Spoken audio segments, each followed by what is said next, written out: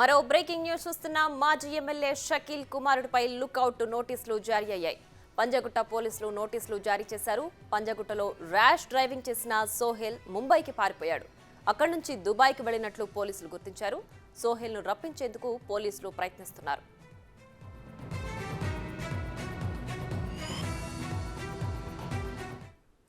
Right, ఇక ఇదే అంశానికి సంబంధించి మరింత సమాచారం మా ప్రతినిధి సుజాత లైవ్ లో అందించడానికి సిద్ధంగా ఉన్నారు. రైట్ సుజాత, ప్రస్తుతం మాజీ ఎమ్మెల్యే షకీల్ కుమారుడు ఎక్కడున్నారు? సో ఆయనకు సంబంధించి డీటెయిల్స్ ఏంటి, పూర్తి డీటెయిల్స్ ఏంటి?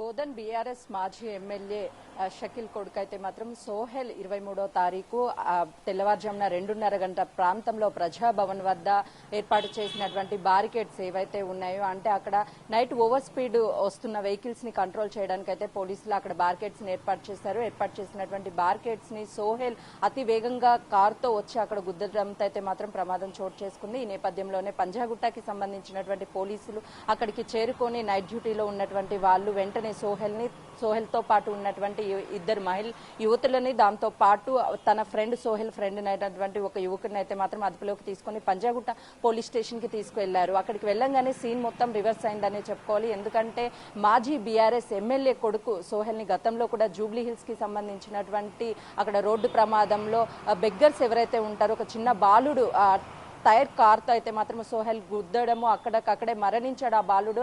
ఆ కేసుకి సంబంధించి కూడా వేరే వాళ్ళని కేసులో చూయిస్తూ ఆ కేసుని తప్పుదారి పట్టించి పూర్తిగా క్లోజ్ చేసినటువంటి నేపథ్యం చూశారు. ఈ విధంగా ఇదే కేసుకి సంబంధించి పక్కదారి పట్టించేందుకు అర్ధరాత్రి పూట షకీల్ కి సంబంధించినటువంటి కొంతమంది పంజాగుట్ట పోలీస్ స్టేషన్ కి వచ్చి అక్కడ నుంచి సోహెల్ ని తీసుకువెళ్లి ఆ ప్లేస్ లో కార్ డ్రైవింగ్ చేస్తున్నది తన కార్ డ్రైవర్ అంటూ అక్కడ ఒక వ్యక్తిని కూడా ఉంచడం జరిగింది.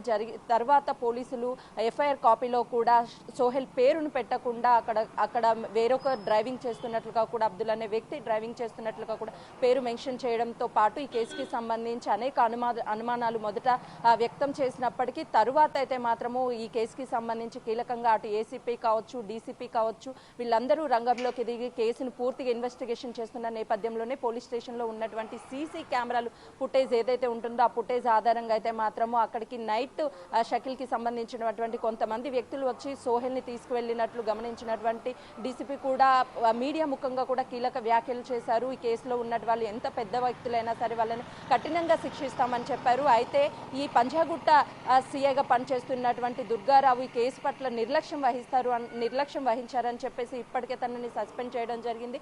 దాంతో పాటు సోహెల్ అయితే మాత్రము ముంబై వెళ్లారు రోడ్డు మార్గాన, తర్వాత దుబాయ్ కూడా ఫ్లైట్ ద్వారా వెళ్ళినట్లు తెలుస్తుంది. ఇప్పటికే తనకైతే లుకౌట్ నోటీసులు జారీ చేశారు. తనకు ఉన్నటువంటి పాస్పోర్ట్స్ కావచ్చు అవన్నిటిని కూడా పూర్తిగా అయితే మాత్రం ఇన్వెస్టిగేషన్ చేస్తున్నారు. అతను ఎక్కడ ఉన్నారు అని చెప్పేసి ఇప్పటికే అలర్ట్ ని జారీ చేయడంతో పాటు ఒకవేళ ఇండియా కానీ తిరిగి వస్తే మాత్రము, ఒకవేళ తిరిగి వస్తే ఇక్కడ ఉన్నటువంటి ఎయిర్పోర్ట్స్ కావచ్చు అన్నిట్లో ప్రత్యేక నిఘా ఉంచి తననైతే మాత్రం అదుపులోకి తీసుకునే విధంగా చర్యలు ముమ్మరం చేశారనే చెప్పుకోవచ్చు. ఈ కేసుకి సంబంధించి అసలు ఎవరెవరు సపోర్ట్ చేశారు సోహెల్ పారిపోవడానికి అని చెప్పేసి పూర్తి స్థాయిలో అయితే మాత్రము పోలీసులు ఇన్వెస్టిగేషన్ ముమ్మరం చేయడంతో పాటు అటు షకీల్ కి సంబంధించి కూడా పూర్తిగా తనకి సంబంధించిన ఇన్ఫర్మేషన్ తీసుకునే ప్రయత్నాలు కూడా పోలీసులు అయితే మాత్రం చేస్తున్నటువంటి పరిస్థితి ఉందనే చెప్పుకోవచ్చు. మొత్తానికైతే మాత్రం లుకౌట్ నోటీసులతో పోలీసులు ఒక హెచ్చరిక కూడా జారీ చేస్తున్నటువంటి పరిస్థితి, వెంటనే లొంగిపోవాలి అని ఇప్పటికైతే మాత్రం తెలిపినటువంటి సిచ్యువేషన్ ఉందనే చెప్పుకోవచ్చు. మొత్తానికైతే ఈ కేసుకి సంబంధించి కేసులో ఉన్న వాళ్ళు ఎంత పెద్దటి వాళ్ళైనా సరే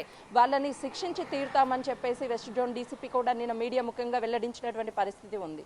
right Sujatha, thanks for the updates.